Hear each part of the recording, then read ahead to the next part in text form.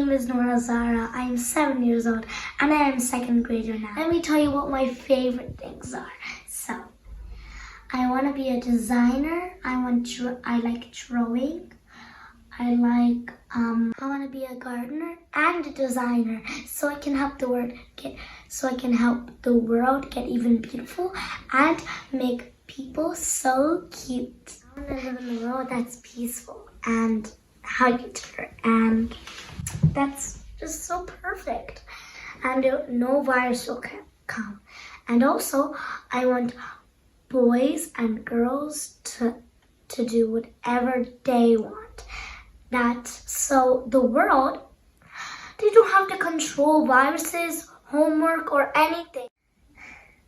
When I'm 20, I want to be a scientist, go over the moon and discover even rare planets like a Samoon. Take care of this world, and if you don't just clean up this world, we're gonna have no planet to live. We'll all die. We have no more place to live. Then I'll be really scared, and you too. You will not know where you live in outer space. You can breathe in there. So we have a lot of kinds of planets. Take care of them. Hello everyone, my name is Atmika Kadiraman. I'm 8 years old. I'm in 3rd grade. On the International Day of Girl Child, I would like to share my thoughts on the importance of technology education of girls. Technology education consists of using computers, gadgets, and interactive learning tools to study about subjects like science, technology, engineering, and math. It will help us explore the new worlds like space and make the studies fun and engaging. Science experiments help us understand why natural phenomena like day and night occur, where plants change color in every season, and help us connect better with our world. Subjects like computer programming helps us appreciate how electronic equipment in our surroundings, like TV, refrigerator, and ovens work. It will help us fix or invent new things that can make our lives better. As per the UNICEF, only 80% of the girls across the globe are pursuing STEM education. I believe every girl has a right to pursue STEM education, and I hope that one day many girls like me get to study these fun subjects and contribute to making this world a fun and awesome place. Thank you. My name is Avery and I'm 9 years old and I'm in 4th grade. Why I love science is because it's fun, cool. Those are some ways to describe it. Another way I like science is because you get to do cool stuff like doing volcanoes, growing crystals, all that stuff. Sometimes you even get to do dig kits. In the future, I plan to use science because I'll build a huge robot and I'll do it to like an excavator to like chomp a big chunk of the trash island between Hawaii and North America. And I will help get rid of the trash island and trash islands all over the world. And I also will study shark bites and to help stop them so the beaches can be safer and more people can surf and swim. Another thing is that I will use the science that I know already to help myself and some other people tag sharks to figure out where they're going, what they're doing, their movement, and where they are right now. And why more girls should be encouraged to learn science is because If someone tells you that you can't do science, that's not true. You should always be able to do science. My name is Sia Kambot and I'm currently a senior. I am representing Magic Mentoring, a nonprofit based in San Jose with the aim of cultivating young girls' interest in STEM from a young age. I first joined Magic in 7th grade as a mentee, where my mentor helped me publish my first ever website. Then I returned to Magic in 11th and 12th grade as an intern, and I created a website that archived and displayed previous mentee projects to the general public. I'm so grateful for my entire magical experience, for giving me the tools that have helped me prepare for the challenging STEM courses I'm currently taking, such as AP Physics, AP Chemistry, AP Calculus BC, AP Statistics, and AP Computer Science A. I am so grateful to all my teachers and Magic mentors for guiding me to my dream career, computer science. Therefore, in the future, I hope to see myself as a software engineer at Google. I would also love to rejoin Magic as a mentor, so I could inspire young girls the same way that I was once inspired, and the way that UNASF is doing right now. Thank you.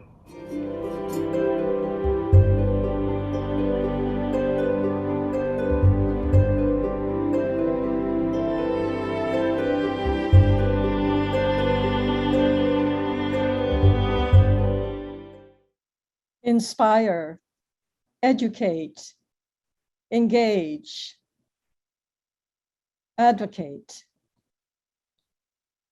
to achieve the Sustainable Development Goals of the UN Agenda 2030 in order to preserve a flourishing future for girls is what brings the United Nations Association together with the Alliance for Girls, Magic, Rosie's Service Corps, Rosie's Trust, our Evolucion Latina, San Francisco Collaborative Against Human Trafficking, and others. Good health and well-being, quality education, gender equality are our mutual goals. Welcome everyone to this very special virtual platform for partnerships. We are just so excited to have you here with us as we bridge isolation with STEM to empower girls on the International Day of the Girl Child. The United Nations Association USA San Francisco, otherwise known as UNASF, is producing in-person gatherings at the birthplace of the United Nations in the San Francisco War Memorial Veterans Building. The purpose is to uphold all of the work of the peoples before us to prevent the scourge of war, protect the rights of men and women, and provide socioeconomic development around the world. The historic war memorial buildings are on the ancestral, unceded territory of the Ramaytush, Ohlone people. We deeply respect the care of the flora and fauna of the ecosystem by these gentle people. And today we remember them on Indigenous Peoples Day. The United Nations has determined that the needs of girls are distinct from the needs of women after the Beijing Women's Conference in 1995. All members of the UN, including the United States of America, adopted the Beijing Declaration and Platform for Action. The International Day of the Girl Child was established to acknowledge the rights, protection, healthcare, and education of girls. Our global objective today is to spotlight the UN treaties and the civil society organizations that protect girls. This is just a beginning. The girls who belong to these organizations study and serve the progress of humanity. These girls belong to the digital generation. The gender gap for the global internet has increased from 2013, it was 11% to 17% in 2019. In the least developed countries, it is about 43%. What is the gap in the USA and what can be done to reduce it? Has the lack of access increased isolation? Are American girls in social and physical danger? Our women and girl leaders today will show the way to achieve the global goals.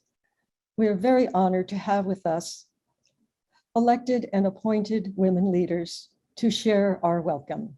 May I present first Dr. Marin Dewan, and then Laurie E. Fergule, and then Thea Selby.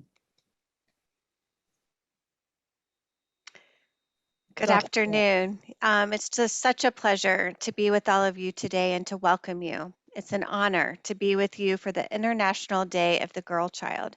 I'm Dr. Marin Dewan, the County Superintendent of Schools for the County of Santa Clara in California. And I'm a mother, wife, daughter, friend, colleague, researcher, runner, hiker, hobbyist, chef, and a leader, working on efforts to promote digital equity and eliminating the digital divide by supporting computer science in our schools, programs for coding and digital literacy, providing internet connectivity and devices, and promoting policies that ensure strong, reliable internet for all. I see access to the internet as essential as water and electricity. I'm inspired every day by the young girls and women in our world. I recently met a young girl who developed an app to promote habits of emotional wellness with tips and as a place for young girls to journal. She took what worked for her on her own wellness journey and has made it available to girls all over the world. And she wisely created two versions, one more suitable for middle school and the other for older high school ages. I fully support today's event and its importance, where all of us can express ourselves, receive important information, learn, create, and collaborate. Together, we can ensure technology education is inclusive and motivational for girls to be leaders and have careers in STEM. Thank you for having me. And next, Laurie Fergule, District Attorney, Marin County. Thank you to the United Nations Association of the United States of America, San Francisco, and the San Francisco Collaborative Against Human Trafficking. It's my honor to welcome you all here today, and each of every one of you for your commitment to the girl and the child woman. Science, technology, energy, and math, engineering, and math, also known as STEM. We know that women and children are often deprived of the opportunity to study in these areas. Tonight, you're going to hear about how those areas of STEM can open doors for you and be a vehicle to change your life, provide opportunities to change the lives of others, our climate, even our justice system. For example, in Marin County, we have a program where women are helping us in our community group create data and transparency that we provide to our community so they can see how we are handling the justice system and to show that we are being collaborative with our community, and also people can see the race and the sex of the people who we are prosecuting and how we're handling their cases. And just so you know, the head of our IT department for the entire county of Marin made it her mission to provide broadband and computer access for our underserved communities long before COVID. And that person who heads our IT department is a woman. So don't ever let anybody tell you that you can't do these things. And the beauty of STEM is once you have that education, and if somebody does try to discriminate you or hold you back, they can't take away what you have in your head and in your hearts. So always carry that with you. Tonight, you're going to hear about studies and data and surveys. And just think about how important that information is to you tonight. And remember, all the information that's being presented to you was gathered by the use of STEM. So tonight, you're also going to hear and remember that women can be leaders of change, and make meaningful change in our communities. You're here because of your brilliance, your joy, your energy, your determination, your passion, and your vision. And that gives us all hope for a better world moving forward. I'm so honored to be here and look forward to hearing from all of our panelists and speakers. Thank you so much. Thank you. Thea Selby, Member, Board of Trustees, City and County of San Francisco. Unmute. Unmute. Yep, Okay. I'm working on it. There you go. You got it? Okay. Thank you so much. I too am really honored to be here. I am a trustee of one of the largest higher education institutions in the state of California, one that educates mostly first generation to college students and students from low income and immigrant families, City College of San Francisco. I am here to speak a little bit about how COVID has affected higher education at the community college level for young women. To give you an idea of the hit City College has seen, we lost 30% of our students when COVID hit and we went to 100% online learning. Many of them students of color who have not come back. How does this affect STEM classes and girls and young women? Well, STEM includes lab classes, hands-on in-person classes where you learn through muscle memory. Those classes were stopped for over a year, leaving students unable to move forward. The digital divide hit most of our students and left young women unable sometimes to turn on their video due to low bandwidth, and sometimes literally, not metaphorically, unable to have their voice heard. That's why I advocate, and I hope you all do, for municipal broadband so that we can have internet access for all. Thank you. Thank you all. We're so honored to have such inspiring women leaders here in the San Francisco Bay Area, and we hope in the future to be joined by other women leaders across the US. And I would like to introduce Benjamin Levine. He is a member of our committee. He's a UNASF youth member, Benjamin Levine. Hello, everybody. I'm pleased to introduce, on behalf of the United Nations Association of San Francisco, Ms. Hannah Stallard. Ms. Hannah Stallard is an officer at the Drug Control and Crime Prevention Office in New York. Before joining the United Nations in 2018, Ms. Stallard spent 3 years in diplomacy, working as a policy advisor at the New Zealand Embassy. Additionally, Ms. Stallard has experience dealing with crimes with war, genocide, and crimes against humanity, having worked for the Prosecutor General in Rwanda, advising on the transfer of genocide prosecutions from the UN to the domestic judicial system. Ms. Hannah Stallard is a qualified lawyer with over a decade of experience in domestic and international criminal investigations and prosecutions. Ms. Hannah Stallard holds a master's from the University of Cambridge, as well as a bachelor's degree from the University of Canterbury, New Zealand. Thank you, Ms. Hannah Stallard, for accepting our invitation. Thank you so much, Benjamin, for the introduction, and thanks also to UNASF for the invitation to speak with you all on this really, really important occasion. So today I've been asked to talk about two interrelated crimes, that of trafficking in children and child marriage. So a key message that I would really like to get across is that trafficking occurs in every region of the world, including here in the US. And unfortunately, women and girls continue to be the primary targets. Every 2 years, UNODC produces a global report on trafficking in persons, which looks at trafficking patterns around the world. Our latest 2020 report tells us that children really sadly account for about 1/3 of the detected victims of trafficking globally. Now, this report includes figures from the US. The Department of Justice Office of Victims of Crime reported in 2018 that there were almost 2,000 girl victims of trafficking identified that year, 31 transgender child victims, and close to 5,500 adult women victims. However, we know that these figures are just the tip of the iceberg, as most victims of trafficking are unfortunately never identified. So when I talk about trafficking in persons, what do I mean by that?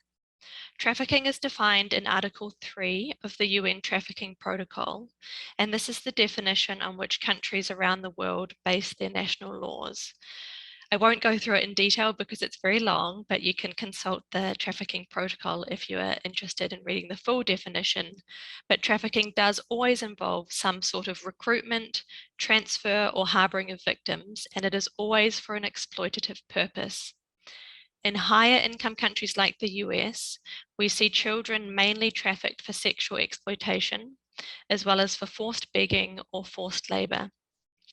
What we often see is traffickers target children from extremely poor households, from dysfunctional families, or those who may have been abandoned by their parents. Unfortunately, the COVID-19 pandemic has left societies really vulnerable.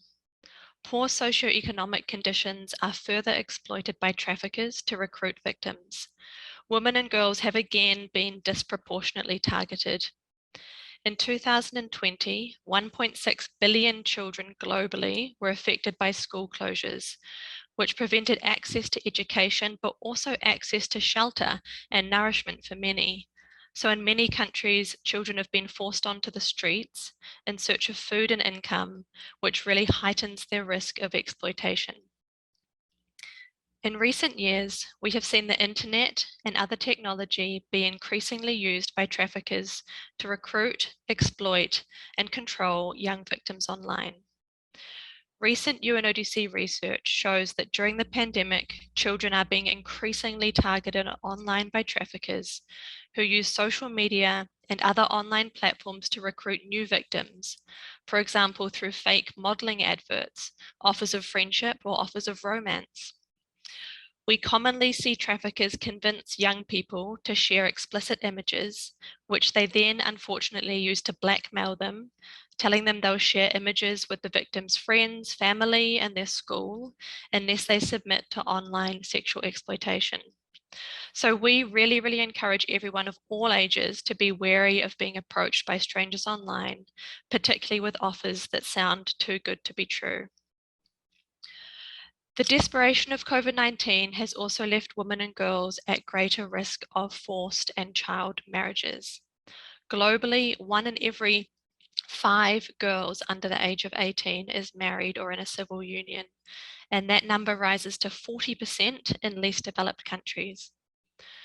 Girls and women in poverty, without access to education and employment, are most likely to become victims of forced marriages. All over the world, we see victims of sexual violence forced to marry their abusers. Terrorist groups also use trafficked children as brides to reward male fighters. Once in forced marriages, girls and women are often subjected to physical and sexual violence, forced domestic work, and sometimes even forced participation in crime. Fear of reprisal, stigmatization, shame, losing children, losing homes, losing livelihoods often keep this crime very hidden. There are clear links between trafficking in persons and forced marriage. If you're interested in reading more, we have recently conducted an extensive study which looks at the complicated interrelationship between trafficking and marriage. So what else are we doing at UNODC about trafficking and forced marriage? By way of example, so far in 2021, we have supported 55 countries to build better laws against trafficking, to conduct successful prosecutions, and to train practitioners to ensure solid implementation of the international legal framework, because having protections on paper does not necessarily equate to having them work in practice. We have a global program to end violence against children, which is active in over 40 countries. We also work closely with survivors of trafficking and with NGOs whose efforts are really crucial, especially as victims of trafficking and forced marriages who are often physically and emotionally traumatized, may be most likely to turn first to NGOs for support. UNODC manages the UN Voluntary Trust Fund for victims of trafficking, which assists 5,000 victims a year in over 50 countries. Donations to the trust fund go directly to NGOs working with victims, which is more important than ever, as the pandemic has resulted in funding cuts to NGOs and made it harder for victims to seek help. We also work on tackling the root causes of trafficking and child marriage by empowering girls and women through education, employment, and healthcare. We know that when women and girls can occupy an equal place in society, they are inherently better protected against exploitation and abuse. Increasing women's representation in leadership, in law enforcement and the judiciary has been linked to more investigations into crimes against women and girls, better policing outcomes, and successful gender and victim-centered approaches. To put this commitment into action, our office is working with women judges, prosecutors, and law enforcement officers in close to 60 countries. Partnerships and collective action are crucial to combat these crimes. So what can young people do to help? You can raise awareness. You can write blogs and articles to advocate for strict laws and policies. Speak to each other about these topics. Research the signs of trafficking so you can be on the lookout for conversations which might suggest your peers are in exploitative situations themselves. Organising model UN conferences can be a great way to bring students from multiple disciplines together to learn more about crime prevention. We have the resources to help you with this. Organise hackathons. We need experts in STEM with innovative ideas to equip responders with the knowledge, the skills, and the software to tackle these threats, and to work closely with tech companies to detect and disrupt the misuse of technology by traffickers. UNODC also organises youth forums, which bring together young people from all around the world to discuss aspects of crime prevention and criminal justice. I really encourage you to join those. For the teachers and academics in the audience, you may wish to consult UNODC's Education for Justice, free online tools and academic resources at primary, secondary and tertiary levels, which cover the rule of law, crime prevention and criminal justice, including the topics that I've covered today. The Sustainable Development Goals aim to end all forms of violence and harmful practices against women and children by 2030, including trafficking and exploitation, and child and forced marriage. They provide us with a roadmap to strengthen our collective efforts, which go hand in hand with our UN-wide Youth Strategy 2030. However, we are always open to hearing more ideas about what we as the UN can do better. So I look forward to hearing from you during this event and also beyond. Our email address is in my virtual background in case you would like more information about any of the initiatives I have mentioned. Finally, returning to our theme, I call on the young people present to be our living evidence of what life can be like if you are given the opportunities to be in and stay in education. Education is what will shape the values of tomorrow's leaders, reshape societal preferences in a way that respects the rule of law, and empower future generations to tackle our most pressing global crime problems. At the UN, we count on you to help us. Thank you so much. I'd like to introduce you to Srijana Katavaramuth, who is a member of the Board of Directors of the United Nations Association, San Francisco. Thank you, Mary.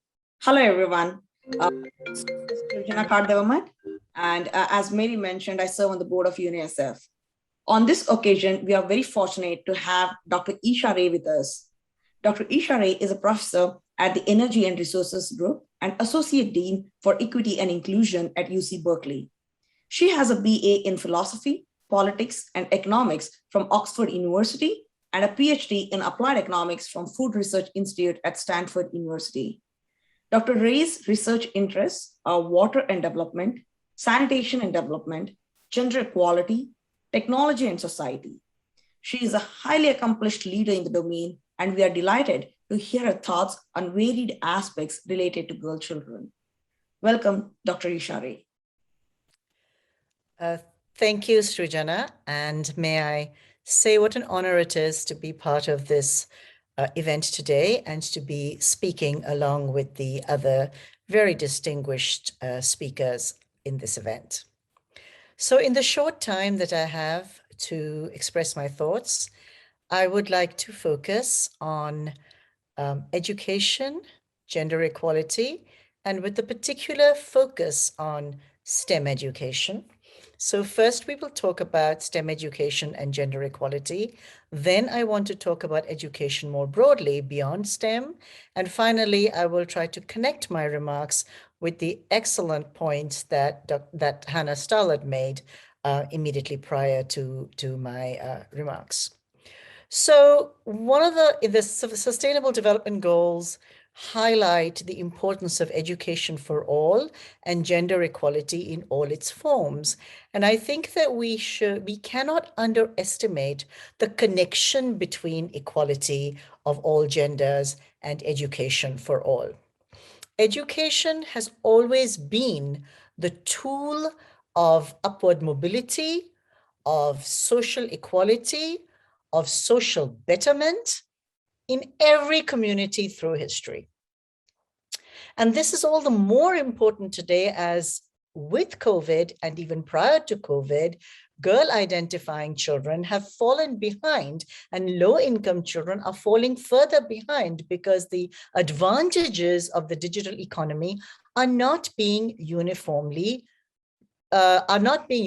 realized. So as we have made digital advances and as we have made advances in STEM, if these opportunities are only unequally distributed across class, across gender, and across income, then it will deepen the equality, something that is actually supposed to highlight and enable betterment of all of society, is only going to deepen the inequalities instead. And we do see this happening. We saw it prior to COVID, as a matter of fact, and we're seeing it more starkly as a result of the COVID pandemic. So I think that having education and advancing education for girls is, it is essential to do this with an equity lens and not a gender neutral lens, because a gender neutral lens is not going to achieve the equality that we are actually seeking.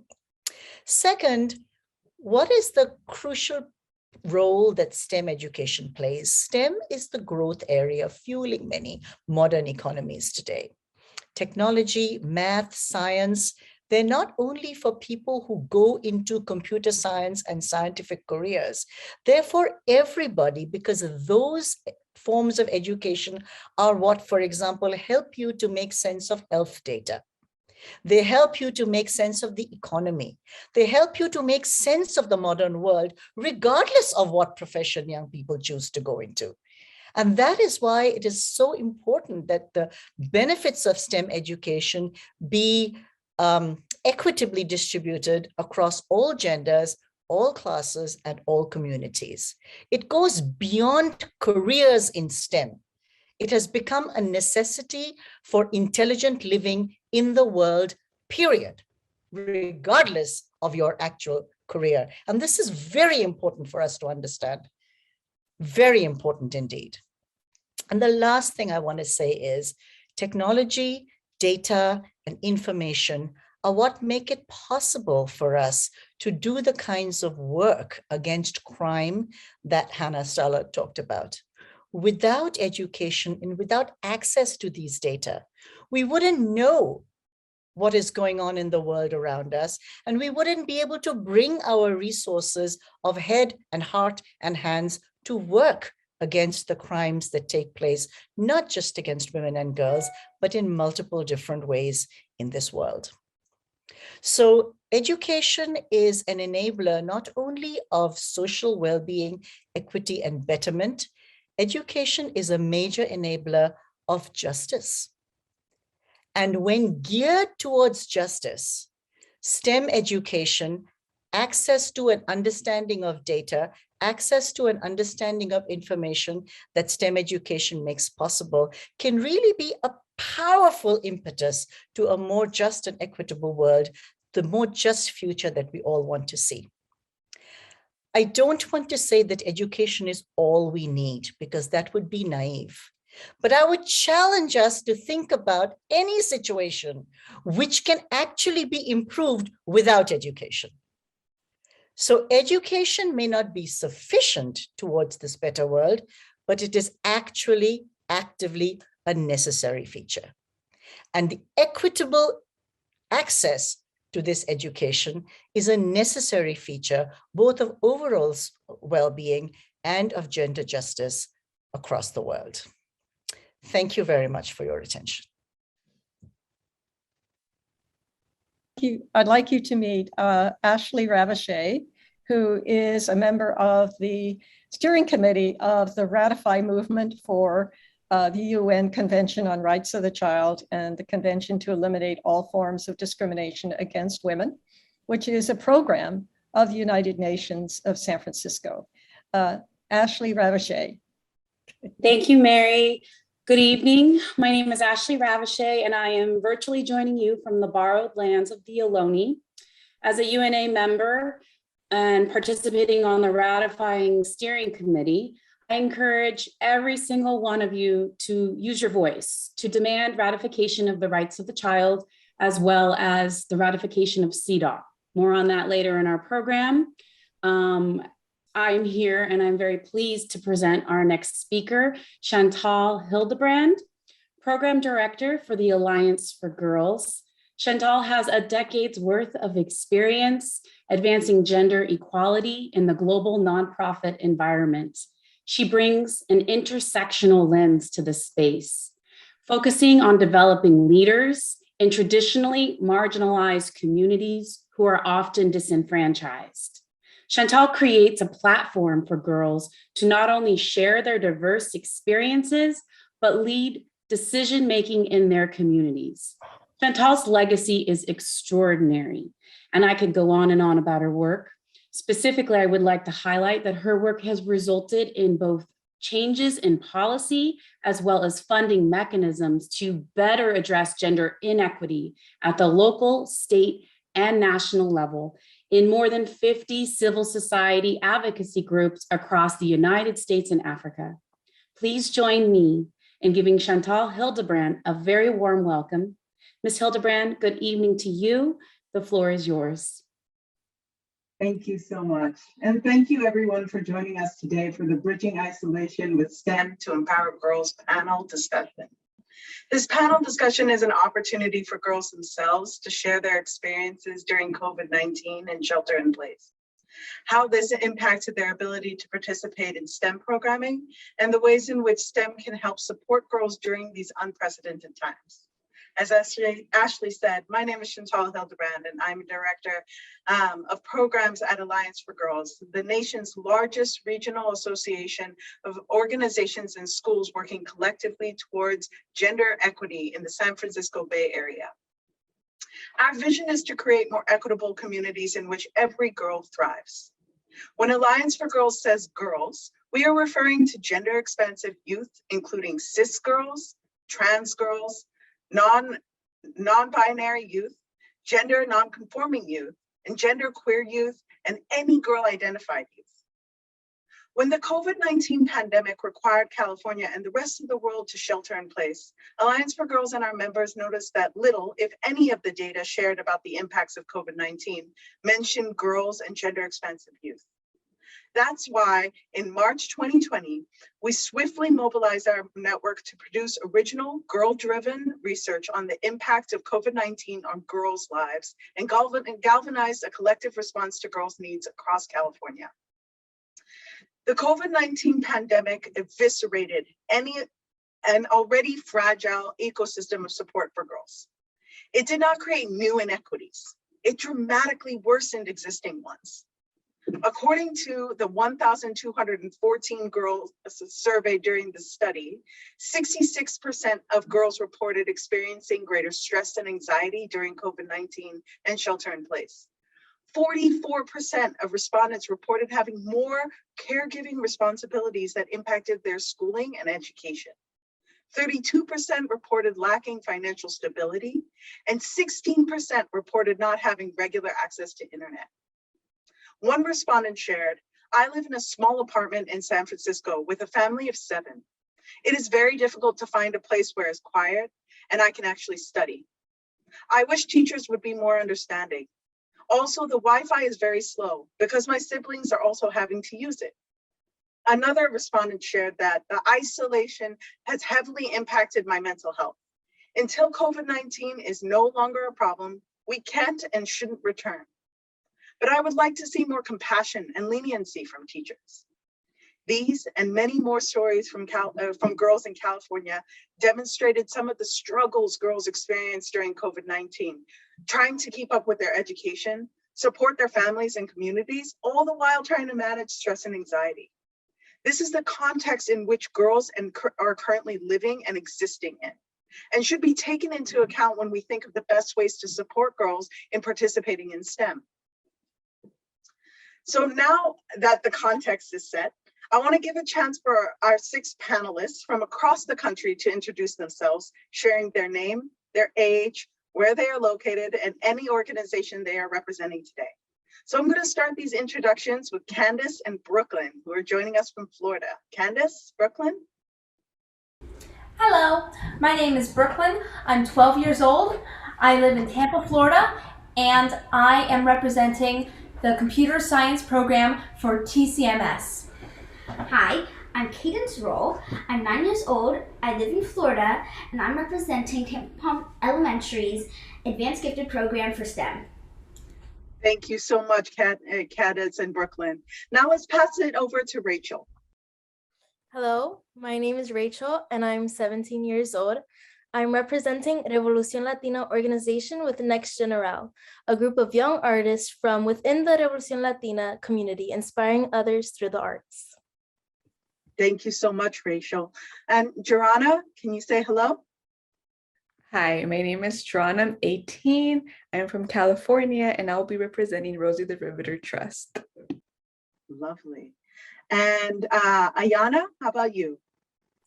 Hello, I'm Ayana. I am 17 years old, and I am representing Girls for a Change, which is a nonprofit youth development organization that is aimed at empowering Black girls and other girls of color to visualize their bright futures potential through discovery, development, innovation, and social change in our community.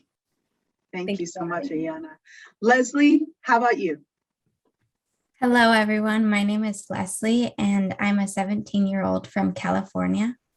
I'm here today on behalf of MAGIC. MAGIC stands for More Active Girls in Computing, and it is a nonprofit that aims to close the gender gap in science, technology, engineering, and mathematics through one-on-one mentorship for middle and high school girls. Each girl works with their mentor to produce a project of the mentee's choice, and these projects can range from anything such as conducting a research project to designing an app. Our mentors are women currently pursuing careers in STEM, which makes the partnership more impactful, relevant, and inspiring. Thank you for having us. Thank you so much, Leslie. And actually, I'm going to keep you on, Leslie. Can you share a little bit about how you felt when you heard the research I shared earlier? Did any of the information about COVID-19 and the experiences of youth speak to you and your own experience? Yeah, it was very surprising how high the numbers, especially the 66% greater stress was. But it also made me realize how urgent and necessary it is to get more girls excited, but also involved in STEM.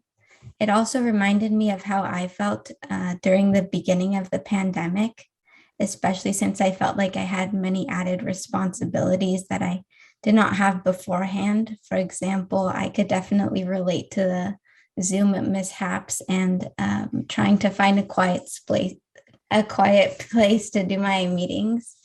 But I also like that it touched on mental health, especially since there is a lot of pressure to be your best, especially in STEM fields. But we have to realize that it's okay to not always feel our best or be 100% and ask for help when we need it. A way that I have found that really helps me cope with the isolation was turning to my mentors and engaging in activities that do bring me joy. For example, for me, one thing that I definitely thought was good about online learning was being able to connect with people from a lot of different backgrounds. I participated in a lot of hackathons with girls from all over the country that I would have never been able to interact with or much less meet otherwise. So I think that that was definitely one of the plus sides.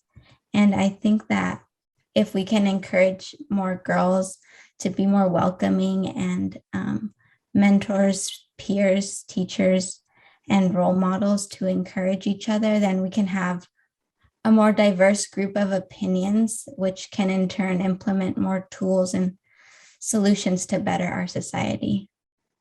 Thank you so much, Leslie. That is really helpful. And I'm glad to hear that you were able to find so many ways to cope and how STEM really supported you through that process. Rachel, how about you? Can you share a bit about your experience during COVID-19 and how STEM supported you during this time? Yes, during COVID-19, stuck at home with absolutely no motivation, and I felt bad about not being productive with my time, because I usually am, I'm also very active and learning, and I was overall in general beating myself up, not having good exercise and movement in my body. And the only thing I was truly excited about was participating in the summer camp of Revolución Latina. I was able to move around and feel better about myself, and also being a part of the Next General, which is an organization that the social media of the organization. We are in charge of connecting with the community and bringing motivation, especially to other young artists. And it's awesome how we are able to connect with everyone worldwide through technology and spreading motivation throughout this time, and absolutely daring to go beyond, which is our motto, and do what you love and not letting anything stop you, even with the ability to participate in STEM programming. That's what has helped me throughout COVID. I love that. Thank you so much, Rachel. I love the way you connected with other people, other artists outside of your own community, and using technology to be able to connect with others, and also really valuing moving your body during that time. That's super important. Ayana, I would love to learn more about how you stayed connected during the pandemic. What role has STEM played in your COVID-19 experience? Yes, definitely during COVID, it was a very scary time. Everything was closing down. Schools are making that transition, going on to online, and being a part of Girls for Change, they completely did not miss a beat. When it came to their program offerings, they were there when we needed them the most. We were trying to figure out what we were going to do. I was a part of their Girl Ambassador program, which is surrounded by STEM. And that year, our focus was coding. So that next week, we made that complete transition to a virtual space. They gave us the tools and resources that we needed to be able to, complete the program. And at the end of the program, all the girls were rewarded with virtual internships, surrounded by STEM. So it was definitely an amazing opportunity to be able to not only learn virtually, but also gain a, virtual work experience. Oh, that's awesome. Thank you so much, Ayana. I really loved also how you shared that your program was able to support and provide some of the resources so girls could continue to participate in STEM. That's super valuable, and huge shout out to your organization and the work that you guys do. And Jorana, how about you? What role has STEM played in your experience of COVID-19? Well, throughout my role, I was definitely the mentor, definitely the teacher. So for Rosie's Girls, I came from a camper, and then I was a mentor. So throughout the pandemic, I've had a lot of the girls I used to work with, telling me, hey, I need help with my science and math courses. So definitely just being there with them and helping them understand the curriculum, understanding the material, teaching them, making sure they understand them for their quizzes, their tests. And it was something that I definitely enjoyed. And it made me realize that teaching is something that I want to do. So yeah, definitely also interacting with everyone through social media, especially sharing what I've noticed, what I've learned of COVID. And it was definitely something that I enjoyed, especially talking to other people across the country, and really using social media as a way to understand my surroundings and understand that the world is changing, and that no matter what, we have to continue, and we should be nothing should stop us. So it's definitely life-changing, and something that I think that everyone should definitely work towards too. And helping others and helping women and women empowerment is something that everyone should be a part of. And I definitely enjoyed the role of being the teacher and the mentor. That's amazing. Thank you so much, Jorana. It sounds like you were able to adapt very well under COVID-19 and go above and beyond to support your peers and younger groups who are interested in the work that you were doing. So that's really magical. Thank you so much for sharing. And finally, I want to pass it to Brooklyn and Cadence. Can you please share with us what attracts you to STEM and what future career would you like to see for yourself? I am attracted to STEM. I used to just like mathematics and science, but when I went to middle school, I realized like how much I loved coding and web design. It just really, I just loved it. And I was deeply inspired by my teacher, Karen McCartney. And I just always love seeing what I envision come to life as I'm creating websites and designs like that. That's amazing. Cadence, how about you? I love math because I'm very connected to long division and love solving those equations. I also like science because I love researching the earth and all the animals and plants that live on it. So then what are you guys imagining for your future careers? My career, I imagine to be a web designer for major companies such as like the Disney Incorporation or something like that. I always wanted to be an architect because I love envisioning how to build houses on unique landscapes with limited resources. Well, I look forward to seeing what your futures hold, and I hope I get to see you continue to grow. That's really exciting, and thank you so much for sharing. So I'm going to open it up now to actually the whole entire audience to see if anyone has any questions for any of our wonderful panelists today. We have about 3 minutes or 5 minutes for questions. So if you have any questions, you can drop them in the chat and I will make sure to pass them along to any of the speakers and panelists today. Okay, we have a really wonderful question from Mary. Let's say, if everyone could just answer, what would you like to do after this event? And actually, you know what? I'm going to pass it to one person. Rachel, how about you? What would you like to do after this event? Hello. After this event, I would love to be able to, again, go online and social media and tell everyone about this amazing webinar that we are hosting, and also support and inspire and motivate other girls to keep on doing what they're doing, because we are the future. This youth is the future, especially with technology, and keep on motivating that and inspiring other people. I love that response. Thank you so much. And then I'll pass it to one more person and then I'll come to you, Ashley. How about Leslie? How about you? What would you like to do after this event? I want to do a project maybe, or something that encourages our young girls to discover their talents and use those to not only do something for our technology industry, but something that really helps our world and delivers much needed peace and unity. I love that. Thank you so much for sharing. And I saw that Ashley, you had a question you want to unmute and ask? Yeah, I thank you so much to our panelists. You guys are so well spoken, and you are truly an inspiration in this pandemic world. I feel a lot of confidence from hearing you speak. You are already leading. So I'm curious, what woman has nurtured you in your life, whether it's a sister, a friend, yourself, even a mentor, a teacher? Who's been your greatest inspiration to become the women you are today? I love that question. Thank you so much, Ashley. Why don't we actually just go down the line? How about Ayana? How about you? I feel like so many women have inspired me over the years. So just to say one would be so hard, but I'm just going to name a few different women and also tell why. I want to first start off with my mother. I am a complete reflection of her beautiful image.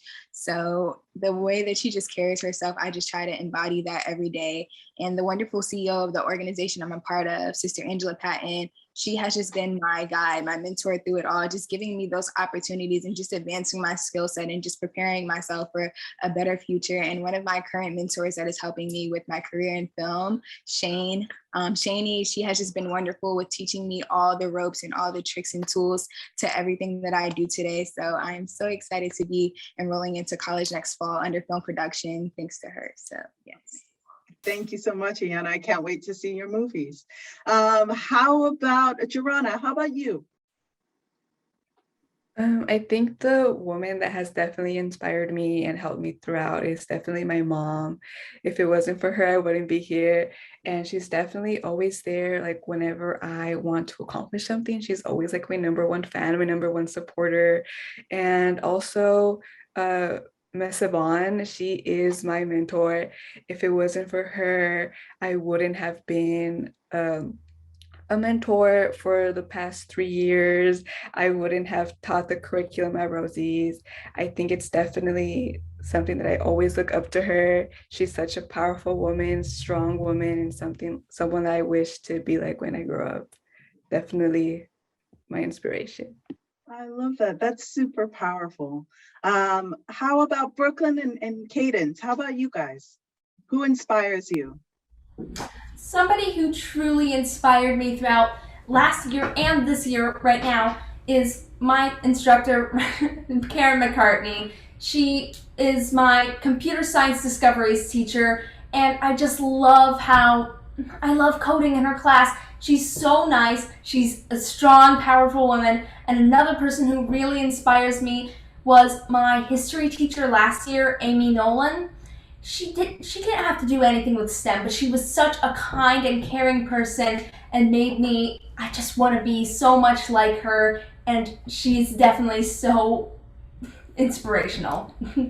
That's powerful. Cadence, how about you? I would say Brooklyn, actually, because every single day she would come home and tell me about science, which I always found interesting about what she learned, and I always thought about it and read about it then. And she also was the one who taught me long division, and now I always love it, and she was always so inspirational to me and kind to me. I love that. My eldest sister is my inspiration as well. So I love that answer. That's beautiful. Well, we have 2 more panelists who can answer this question. Rachel, how about you? Yes.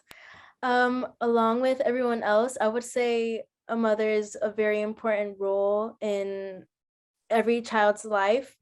And my mother, since I was 5 years old, has always gone and taking me to classes. She has sacrificed so much of her time for me to be the person who I am today, with everything that I know, all the training that I have gone through. She has been there by my side supporting when I'm like, oh no, I can't do this anymore.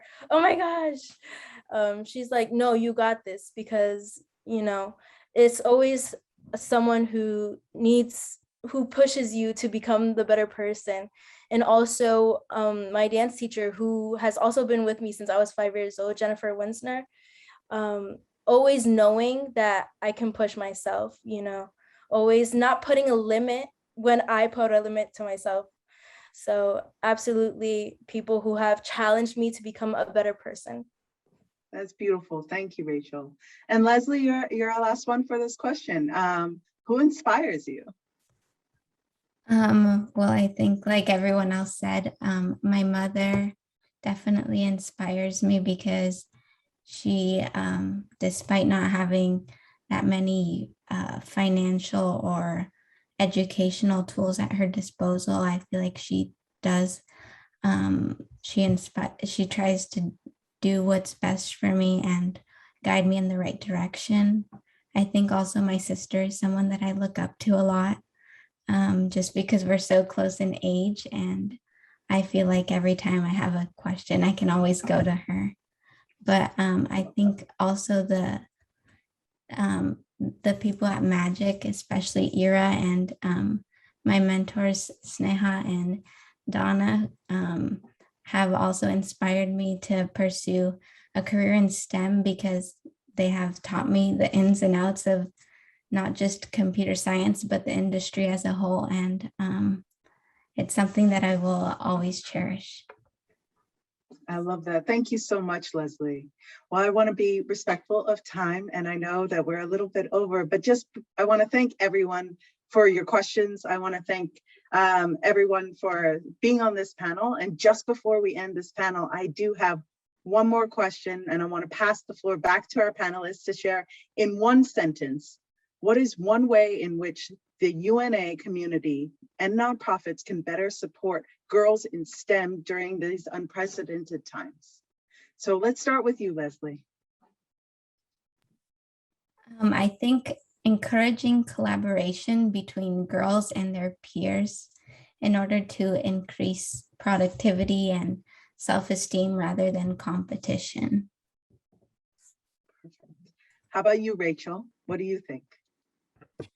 I think that there should be a more easier access to technology for girls to be able to have a place to study and learn where they're not stressed or have a free creativity while learning technology and all that. Yes. Thank you so much. Iana? I would say probably just creating more programs and opportunities for girls to be able to work in STEM, especially for those who aren't as fortunate, and just giving them mentorship from like trained professionals, I think would be awesome. Wonderful. How about you, Joanna? Okay, I think that listening to them and listening to their needs, and if they ever encounter a problem, like there's always a solution, and just being like, listening to every girl and like to help each other. I love that. And Brooklyn and Cadence, how about you guys? What do you think? I definitely believe that all girls should have equal access to Wi-Fi and the internet so that they can pursue coding, web design, or any virtual education that they like to do. And I think that schools should have more clubs and programs specifically for girls in STEM so that they can work together to solve problems in math and science. Thank you so much, you guys. And thank you all to all of our panelists. Without you, we don't have a future. So it's really, really exciting to see so many extremely powerful young women who are going to take us further than we've ever imagined. So thank you so much for your time. And I will pass this back to Mary. Thank you, everyone. So thank you all. I think the audience will join us in bravo to each one of you. We're just so thrilled at the way this has come together. Our elected appointed women, Dr. Marianne Dewan, Laurie Fergule, Tia Selby, and Hannah Stallard, and Dr. Isha Ray, and of course, Chantal, Hildebrand, and our incredible panel of 6 girls from across the United States. We're so glad that you made this leap of faith to work with us on this project, first ever for us to do this. And we're looking forward to World Children's Day on November 20th and growing our collaboration. I just want to mention that those members of our UNASF who introduced the speakers are known in many other sectors. They are leaders in other organizations. And if you look at the chat, you'll see all of their other, not all, but some of their other leadership roles. Each one of them is bringing together a greater partnership for us. And then I'd like you to meet Dr. Emily Marassi. She is also a member of our steering committee for the Ratify movement. And both she and Antonia Levine are the inspiration for this movement. Emily, please. Thank you so much, Mary. From the girls and young women from across the country on our amazing panel, and from around the world in our video, to local elected officials, to the UN, the world's greatest universities, to the one and only Bay Area Alliance for Girls, to our audience of nearly 50 women leaders and their allies, including Benjamin, important male ally. We come together to mark this day, the International Day of the Girl Child. In fact, this is the 10th anniversary of marking this day. In the UN universe, it's actually a young commemoration, just 10 years. Today, we also mark Indigenous Peoples Day, so I do want to acknowledge the legacy of the First Peoples and the unceded land that we're privileged to live on. So I'm here to invite you to join us. If you like today's programming, if you want to make sure that girls have a powerful voice, please join us in the Ratify movement. It's a project of UNA San Francisco to secure US ratification of CEDAW, an international Bill of Rights for women, and the UN Convention on the Rights of the Child, both of which are directly relevant to the International Day of the Girl Child. CEDAW was signed by then President Jimmy Carter in 1980. I know that many of you weren't born yet, but it's never been ratified by the Senate. So it sits languishing in the Congress. Meanwhile, all but 6 of the UN member states have signed it. The US is the only developed country that has not signed it. In fact, North Korea, Afghanistan, Iraq have all signed it. And we can't say that they have great women's rights in those countries, but they're held accountable. They have to report on a regular basis to the UN CEDAW committee about what they're doing for women. The US is the only UN member state that has not signed the UN Convention on the Rights of the Child. It's very, very important. What would happen if we were not able to prevent child marriage, which happens too frequently around the world? Girls like the ones we've heard of don't have agency. They belong to somebody else. We need to fight for all of the girls. Each month, we share progress updates and feature a guest speaker. Our next meeting for the Ratify movement is Thursday, October 21st, 12 noon to 1:30 p.m. It's virtual. If you'd like to receive information about the Ratify movement and meeting invitations, please sign up by completing a contact form available in the chat. Thanks so much, Jennifer. And please join us. Well, an event like today doesn't happen by a single person, so I'm going to turn it back over to Mary for a few thank yous. Oh, absolutely. There are so many incredible women who have worked so hard behind the scenes to make this happen.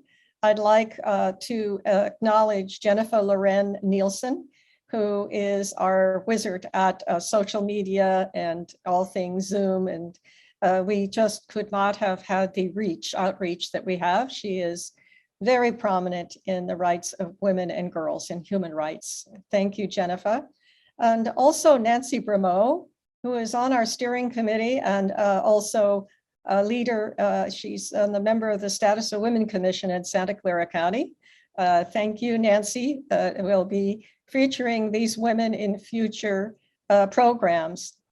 And then there are many others who have worked who are not seen. We thank you all, and especially our board of directors and our partners whom I've mentioned. And it is an all volunteer effort for us to put on these events. The good news is our following is growing. We now have had thousands of followers across the world, depending on the subject matter of our events. So the silver lining with COVID is that we've gone virtual. We hope, though, to start holding some in-person meetings in the War Memorial Veterans Building as soon as the health department and all say we can. And we invite you, if you're in the Bay Area, to join us. But we plan to remain virtual with our programming so that you can join us. And we will be linking up with other UNAs, for example, with UNA Ghana. In Ghana, they have a UNA Women and Girls Commission, which is really part of the government. It's part of the national organization, and they wish to partner with us for World Children's Day. So if you have speakers and if you'd like to work on it, like to be a part of us, we welcome you and we invite you to join us as members and also to partner with us.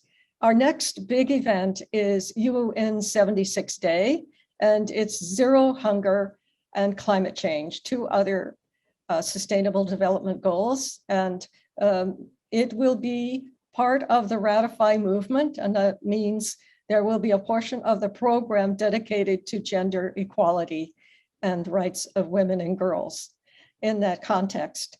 And we're looking toward Human Rights Day. We'll celebrate on December 11th, and also looking toward the International Women's Day in February, March, excuse me. So if you'll save these dates, and we'll be hoping that you'll be able to join us and enlarge our circle.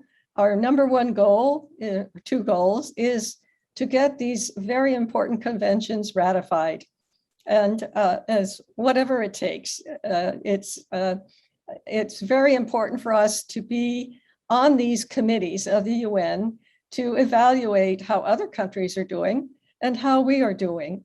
There is no leadership from the United States at the UN with regard to these very important human rights issues. So again, I can't thank you enough. You've all been fantastic, and we have much more content and connection now in planning our future gatherings. And any questions? Do we have any questions in the? No, I don't think we have any questions or comments, but so far the comments are great. And just tell your friends that this is on Facebook at the UNASF Facebook page. It will be live streaming, and it will be on our UNASF YouTube channel. So you can have others catch up with it later. It's been a very busy weekend, and I know others want to join us. So thank you, Emily, for all your inspiration. And I'm fully energized and inspired by all of you. You've really made my year. And thank you so much. Of course, Janisha Jones is the other woman behind the screen here. You heard her voice at the beginning. Thank you, Janisha, for managing all of the screens so well for us and our live streaming. Janisha Jones. Thank you, Mary. Right. And I just want to share this screen as we close. Thank you all again. Thank you to the sponsors. And with that, thank you all for joining today's session. All right. Take care, everyone. Thank you. Wonderful program. Goodbye for now. Be safe, be well.